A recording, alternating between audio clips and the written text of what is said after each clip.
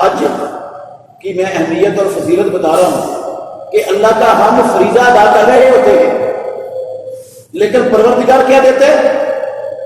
رسول مکرم صلی اللہ علیہ وسلم سارے گناہ تو مٹ جاتے ہیں، فقیری بھی ختم ہو جاتی ہے۔ پیارے پیغمبر نے کہا من حجہ فلم یرفث ولم یفسق رجع کیوم ولدتہ امہ، جس نے حج کیا اس نے کوئی جنسی کام بات عمل نہیں کیا حج کے عمل کے دوران، ولم یفسق کوئی اللہ اور اس کے رسول کی نافرمانی والا گناہ والا کام نہیں کیا، رجع کیوم ولدتہ امہ، جو ان دو شرطوں کے ساتھ حج کرے گا وہ ایسے پلٹے گا جیسے ابھی اس کی ماں نے اس کو جنم دیا ہو۔ جس طرح نو مولود اس کے اوپر کسی قسم کا کوئی گناہ نہیں ہوتا، یہ ان دو شرطوں کے ساتھ حج کرنے والا جو حج میں رفث اور فسق نہیں کرتا، لڑائی جھگڑا بھی نہیں کرتا، وہ بھی فسق میں آ جاتا ہے۔ اللہ نے اسپیشل طور پر بھی اس کا ذکر کیا ہے، فمن فرض فیہن الحج فلا رفث ولا فسوق ولا جدال فی الحج، جھگڑے وہاں پر بہت ہوتے ہیں، اس لیے اللہ نے اسپیشل طور پر، اگر یہ فسق کے اندر بھی داخل تھا جھگڑا، یہ بھی فسق ہوتا ہے، لیکن اس کی اہمیت کی خاطر اس کو الگ سے بیان کر دیا یہاں پر۔ تو جو ان دو شرطوں کے ساتھ کہ وہ رفث والا کوئی کام بھی نہ کرے حج کے سفر کے دوران، حج کے عمل کے دوران، اور نافرمانی والا گناہ والا معاصی والا کوئی کام بھی نہ کرے، تو وہ ایسے پلٹتا ہے جیسے وہ ابھی دنیا میں آیا ہے، ابھی پیدا ہوا ہے۔ جس طرح نو مولود پر کوئی گناہ نہیں ہوتا، اس طرح اس بندے پر کوئی گناہ اللہ باقی نہیں رہنے دیتا۔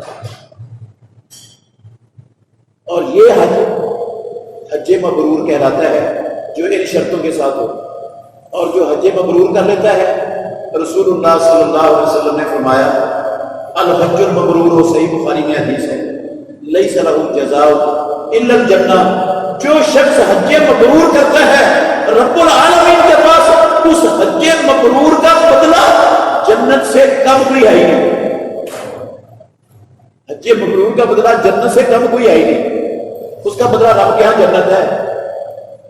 یار اگر 4 لاکھ روپیہ 5 لاکھ روپیہ لگا کر میں اپنا فریضہ ادا کروں، اپنی ذمہ داری سے عہدہ برآ ہوں، اپنے اسلام کو مکمل کروں، اور اس کے بدلے میں پروردگار میرے سارے گناہ معاف کر کے مجھے جنت عطا کر دے، تو یہ میرے اوپر رب کا کتنا بڑا فضل اور کتنا بڑا احسان ہوگا۔ کتنے بڑے بد نصیب ہیں وہ مسلمان جو استطاعت کے باوجود حج پر جاتے ہی نہیں، اور وہ بھی بڑے بد نصیب ہیں جو جاتے ہیں لیکن وہ تفریح کر کے آ جاتے ہیں۔ بے شمار مسلمان حج پر جاتے ہیں، تفریح کی غرض سے جاتے ہیں، تفریح کر کے آ جاتے ہیں، وہاں جا کر اللہ کی بڑی بڑی نافرمانیاں، گناہ اور سنگین ترین جرائم کرتے رہتے ہیں، حج کر کے بھی آ جاتے ہیں، وہ بھی بڑے بد نصیب ہیں۔ تو حج مبرور کون سا ہوتا ہے؟ میرا اور آپ کا حج مبرور بننے کے لیے میرے بھائیوں 3 چیزیں اس حج کے اندر ہونی ضروری ہیں، پھر مبرور ہوگا۔ پھر وہ میرے پچھلے زندگی کے گناہوں کو مٹا دے گا، پھر وہ میرے فقر کو ختم کرے گا، پھر وہ مجھے اللہ رب العالمین کی جنت کا وارث بنائے گا جب میرا حج مبرور ہوگا۔ اور حج مبرور 3 شرطوں کے بغیر ہو ہی نہیں سکتا۔ 3 شرطوں میں سے 1 پائی جائے یا 2 پائی جائے تب بھی حج مبرور نہیں ہے۔ تینوں کی تینوں تو یک وقت حج کرنے والے کے اندر موجود ہوگی تو پھر اس کا حج مبرور بنے گا، پھر گناہوں کا کفارہ بنے گا، پھر فقر کا خاتمہ کرنے والا بنے گا، پھر جنت میں لے جانے والا بنے گا۔ وہ 3 شرطیں کون سی ہیں؟ بالاختصار انشاءاللہ آپ کے سامنے رکھتا ہوں، یاد کرنی ہے وہ. اور یہ اس لیے بھی یاد کرنی ہے کہ یہ صرف حج کے ساتھ خاص نہیں ہے. یہ جتنے بھی اعمال ہم کرتے ہیں نا زندگی میں، ان سب کے لیے یہ 3 شرطیں ضروری ہیں.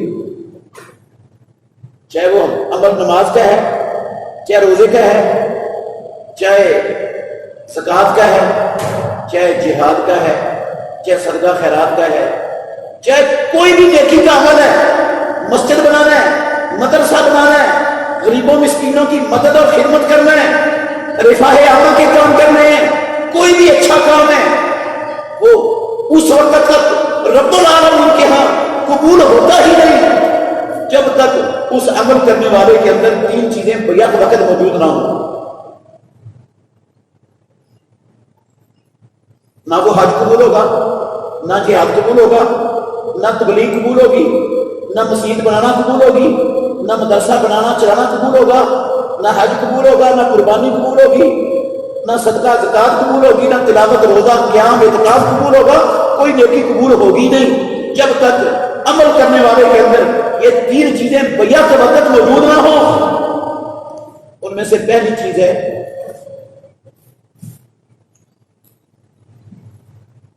بندے کے ایمان میں، عقیدے میں شرک اور کفر کی ملاوٹ نہ ہو. اگر میرے عقیدے میں یا آپ کے عقیدے میں میرے بھائیوں ایک ذرہ کے برابر شرک کی ملاوٹ ہو گئی، کفر کی ملاوٹ ہو گئی، تو میرا حج مبرور نہیں بنے گا، میری نماز قبول نہیں ہوگی، میرا روزہ، میری زکوٰۃ، میری قربانی، میری مسجد مدرسہ بنانا چلانا، تبلیغ کرنا، جہاد کرنا قسم اللہ کی قبول نہیں ہوگا اگر ایک ذرہ برابر بھی میرے عقیدے میں شرک یا کفر کی ملاوٹ ہو گئی. کیوں؟ اللہ رب العالمین نے فرمایا وَلَوْ أَشْرَكُوا لَحَبِطَ عَنْهُمْ مَا كَانُوا يَعْمَلُونَ. سورہ الانعام کی 88 نمبر آیت کے الفاظ ہیں. 18 نبیوں کے نام لیے ہیں پہلے اللہ نے اور کہا اگر یہ میرے نبی ان سے بھی دنیاوی زندگی میں اللہ کی عبادت میں کسی کو شریک بنا دیتے، شرک ہو جاتا، ان کے بھی سارے اعمال میں ضائع کر دیتے.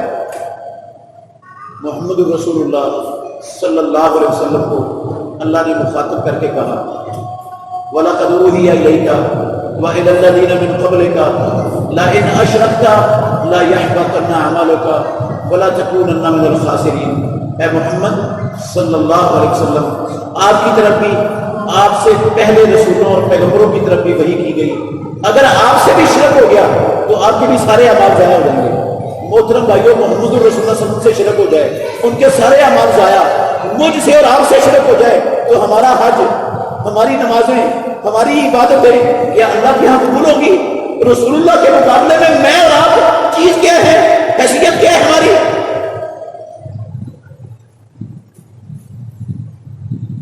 اور کفر کے بارے میں اللہ نے کہا، یہ تو شرک کے بارے میں 2 آیتیں پڑھی ہیں.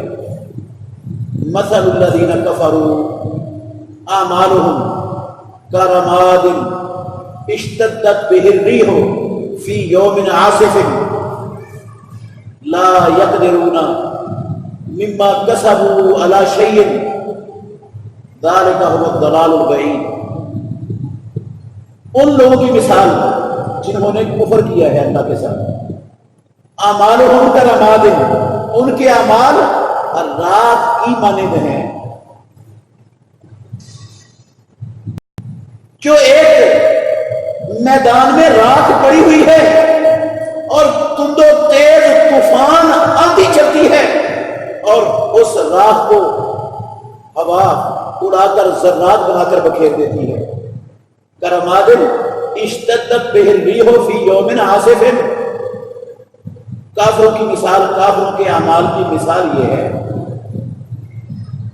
کافروں کے اعمال کیا ہیں؟ رات. کافروں کے اعمال کیا ہیں؟ رات. اور ان کا کفر کیا ہے؟ تیز آندھی. جس طرح رات میدان میں پڑی ہو، تیز آندھی چلے، جگہ بھی باقی نہیں بچتا. کافروں کے اعمال ہیں راکھ، اور ان کا کفر قسم ہے اللہ کی ان کے اعمال کا ایک ذرہ بھی باقی نہیں رہنے دیتا، سب کچھ برباد کر دے۔ ایک جگہ پر اللہ نے فرمایا، یہ سورہ ابراہیم کی 22 نمبر آیت، ایک جگہ پہ فرمایا والذین کفروا اعمالهم کسراب بقیعۃ یحسبہ الظمآن ماء حتی اذا جاءه لم یجدہ شیئا فوجد اللہ عنده فوفاہ حسابہ واللہ سریع الحساب۔ کافروں کی مثال سراب کی مانند ہے۔ سراب کہتے ہیں ایک پیاسا آدمی ہے، سحر دوپہر کا وقت ہے، ریگستان کے اندر کھڑا ہے، پانی کا کہیں نام و نشان اس کو نظر نہیں آتا، لیکن دھوپ کی شعاؤں سے اس کو دور ریت کے اوپر جو ہے نا وہ چھلیں پانی کی چلتی نظر آ رہی ہیں، ایسے لگ رہا ہے جیسے پانی کی چھلیں بہ رہی ہیں، پانی چل رہا ہے وہاں پر۔ وہ وہاں پہنچتا ہے تو وہاں پانی کی ایک بوند بھی نہیں ملتی، قطرہ بھی نہیں ہوتا، اس کی پیاس نہیں بجھتی، کوئی فائدہ نہیں ہوتا اس کو۔ اللہ کہتے ہیں کافروں کے اعمال کی مثال ایسے ہے، شراب کی مانند ہیں۔ ان کو جس طرح شراب والا جاتا ہے اس کے پاس، وہاں سے اس کی ضرورت پوری نہیں ہوتی، پیاس نہیں بجھتی، پانی کی ایک بوند اس کو نہیں ملتی، ایسے ہی کافروں کو جب ضرورت پڑے گی ایک ذرہ بھی ان کو ملے گا نہیں، اجر کا ثواب کا سارے کے سارے اعمال ان کے ضائع ہو چکے۔ میرے بھائیوں، یہ شرک اور کفر دونوں چیزیں مسلمانوں کے اندر سیلاب بہ رہا ہے، سیلاب۔ اچھے بھلے پڑھے لکھے سمجھدار، قسم ہے اللہ کی، پڑھے لکھے ڈگریوں والے وہ لوگ کفر اور شرک کی دلدل کے اندر دھنسے ہوئے ہیں ہمارے ملک میں، پاکستان کے اندر۔ کوئی فائدہ نہیں ان کے حج کرنے کا، ان کی نمازیں پڑھنے کا، ان کے روزے رکھنے کا، ان کی زکاتیں دینے کا، ان کے صدقے خیرات کرنے کا، ان کی کسی نیکی کے کام کرنے کا تک فائدہ ان کو نہیں ملے گا، سب کچھ برباد ہے اگر ان کے عقیدے میں یہ کفر اور شرک کی ملاوٹ ہوئی۔ آپ کہیں کہ کفر بھی ہے مسلمانوں میں، شرک کا تو ہمیں پتہ ہے، ہاں کفر بھی ہے۔ کفر کیسے کفر ہے؟ جو بندہ نماز نہیں پڑھتا، کلمہ پڑھتا ہے، اہل حدیث کہلاتا ہے، اہل سنت کہلاتا ہے، نماز نہیں پڑھتا، وہ مسلمان برادری کا فرد نہیں رہتا، مسلمان برادری کا فرد نہیں ہے وہ۔ فَإِن تَابُوا وَأَقَامُوا الصَّلَاةَ وَآتَوُا الزَّكَاةَ فَإِخْوَانُكُمْ فِي الدِّينِ، نماز قائم کریں گے تو دین میں تمہارے بھائی بنیں گے۔ 11 نمبر آیت ہے سورۃ توبہ کی۔ اور بین العبد و بین الکفر ترک الصلاۃ، مسلم شریف کی حدیث ہے۔ شقیق بن عبداللہ تابعی ہیں، کہتے ہیں رسول اللہ صلی اللہ علیہ وسلم کے صحابہ کسی عمل کے چھوڑنے کو کفر نہیں سمجھتے تھے سوائے نماز کے، جو نماز چھوڑتا تھا اس کو کافر سمجھتے تھے۔ نبی صلی اللہ علیہ وسلم کے صحابہ سارے مسلمان نہیں سمجھ آتا تھا۔ کتنے لوگ ہیں جو نہ حج پر جانے سے پہلے نمازیں پڑھتے ہیں، نہ حج سے آ کر نمازیں پڑھتے ہیں، اور حج کر کے آ جاتے ہیں۔ یہ حج قبول ہوگا؟ مقبول ہو جائے گا؟ گناہ معاف ہو جائیں گے؟ اس حج کا کوئی فائدہ نہیں ہے۔ شرک کرتے ہیں اللہ کے ساتھ، اللہ کی مخلوق کو شریک بناتے ہیں، وحدت الوجود کے قائل ہیں، فوج شدگان سے ما فوق الاسباب مدد کے مطالبے کرتے ہیں، مشکل میں ان کو اپنی مدد کے لیے پکارتے ہیں، دعائیاں دیتے ہیں رب کے سوا، مزاروں پر قبروں پر جا کر دیگیں اور بکرے اور مرغے چڑھاتے ہیں۔ یہ سارا کچھ شرک ہے۔ دڑا دڑ مسلمان پڑھے لکھے سمجھدار کر رہے ہیں، شراب جاری ہے۔ ابو جہل اور ابو لہب اینڈ کمپنی سے بھی غلیظ شرک ہمارے معاشرے کے اندر مسلمان کر رہے ہیں۔ تو میرے بھائیوں، پہلی شرط جس کے ساتھ حج مبرور بن سکتا ہے وہ یہ ہے کہ عقیدے میں شرک اور کفر کی ملاوٹ نہ ہو۔ دوسری چیز جو بڑی ضروری ہے حج سے مغرور ہونے کے لیے، وہ ہے للہیت، اخلاص، رب کی رضا اور خوشنودی کی نیت، دکھلاوا نہیں، دنیا میں شہرت نہیں، دنیا کے مفادات کا حصول نہیں، لوگوں کے ہاں نیک کرنا نہیں، بلکہ مقصد کیا ہو، نیت کیا ہو، خالص اللہ کی رضا، خوشنودی۔ اگر اس میں ریاکاری آ گئی، دکھلاوا آ گیا، دنیا کی اور اغراض و مقاصد آ گئے، تو میرے بھائیوں وہ عمل چاہے حج کا ہے، چاہے عمرے کا ہے، چاہے نماز کا ہے، چاہے روزے کا ہے، چاہے زکوٰۃ کا ہے، چاہے مسجد مدرسے کی تعمیر کا ہے، چاہے تبلیغ اور جہاد کا ہے، وہ عمل قسم اللہ کی فارغ ہے، وہ عمل رائے گاہ اور برباد ہے۔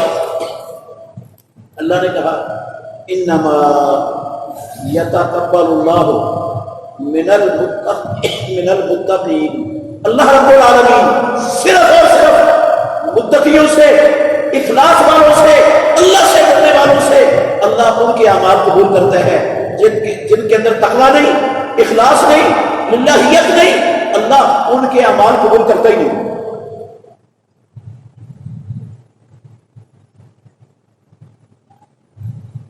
حکم دیا اللہ نے اپنے نبی کو، فاعبد اللہ مخلصا لہ الدین، اے محمد صلی اللہ علیہ وسلم خالص اللہ کی رضا اور خوشنودی کے لیے عمل کرنا ہے، جو بھی کرنا ہے، دنیا کا کسی قسم کا کوئی نظریہ اور کوئی مفاد تیرے دماغ میں ہونا نہیں چاہیے۔ یہ حکم اللہ نے پہلی امتوں اور پہلے نبیوں کو دیا، وما امروا الا لیعبدوا اللہ مخلصین لہ الدین۔ کئی لوگ وہ نیت ان کی یہی ہوتی ہے کہ اللہ راضی ہو جائے، اور ساتھ ساتھ وہ یہ بھی چاہ رہے ہوتے ہیں کہ اللہ بھی راضی ہو جائے اور میرے نام کے ساتھ حاجی بھی لگ جائے اور لوگ الحاج بھی کرنا شروع کر دیں اور میری دکان بھی، کاروبار بھی اچھا چل پڑے کہ یہ حاجی صاحب ہیں اور اچھا سودا دیں گے، ساتھ یہ بھی ہوتی ہے نیت۔ پیارے پیغمبر نے فرمایا، مسلم شریف کی حدیث ہے، من عامل عملا، رسول اللہ کہتے ہیں، اللہ نے فرمایا، جسے قدسی کہتے ہیں، من عامل عملا اشرک فیہ معی یا غیری ترکتہ وشرکہ، جس بندے نے ایسا حج کیا، ایسی نماز پڑھی، ایسا روزہ رکھا، ایسا اعتکاف کیا، ایسی تبلیغ اور جہاد کیا، ایسا کوئی نیکی کا کام کیا جس میں میرے ساتھ کوئی اور دنیا کے اغراض و مقاصد بھی شامل کر دیے، میں اس بندے کو بھی چھوڑ دیتا ہوں، اس کے عمل کو بھی چھوڑ دیتا ہوں۔ نہ مجھے اس بندے کی ضرورت ہے، نہ اس کے عمل کی ضرورت ہے، نہ حج کی، نہ اس کے روزے کی، نہ جہاد کی، نہ تبلیغ کی، نہ مسجد مدرسہ بنانے کی، نہ یتیم مسکینوں کے وظیفے لگانے کی، کل کی مجھے کوئی ضرورت نہیں ہے۔ رب العالمین کہتے ہیں اگر مقصد صرف میری رضا نہیں ہے، اخلاص نہیں ہے، وہ تین بندے جن کو سب سے پہلے جہنم میں ڈال کر جہنم کو بھڑکایا جائے گا، وہ زانی نہیں تھے، چور نہیں تھے، ڈاکو نہیں تھے، کافر نہیں تھے، ہندو، یہودی، عیسائی، کمیونسٹ، بدھ مت نہیں ہوں گے۔ سب سے پہلے جن کو تین بندوں کو جہنم میں ڈال کر بھڑکایا جائے گا جہنم کو، کون ہوں گے وہ؟ ایک مولوی صاحب، ایک سخی اور ایک شہید۔ کیوں؟ صرف اس وجہ سے کہ نیت میں فطور تھا، اللہ کی رضا، اخلاص اور للہیت نہیں تھی۔ جب یہ چیزیں نہیں تھی تو اتنے بڑے بڑے اعمال وہ نجات کی بجائے وبال بن گئے کرنے والے کو۔